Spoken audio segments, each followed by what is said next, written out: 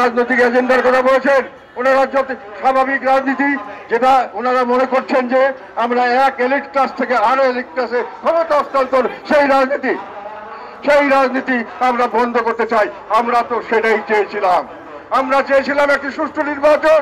আমরা সেই জন্যই এই সুষ্ঠু নির্বাচন এবং নির্বাচনের আগে একটি সুন্দর আমাদের এক সংস্কার ব্যবস্থা চালু হবে। দেশের মানুষ যে স্বাভাবিক রাজনীতি করতে পারবে, দেশের মানুষের হাতে ভোটগুলি হবে, ইলেকশনগুলি হবে সত্যিকার ইলেকশন, যেখানে আবার সুষ্ঠু নিরপেক্ষ এবং অন্তর্ভুক্তিমূলক নির্বাচন হবে। সেই নির্বাচনের মাধ্যমে দেশের জনগণ সরকারকে গ্রহণ করবে এবং দেশের জনগণ সেই নির্বাচনের মধ্যে দরকার হলে সেই সরকারকে তারা ঘুরে সরে দিবে। এটাই তো আমরা চেয়েছিলাম।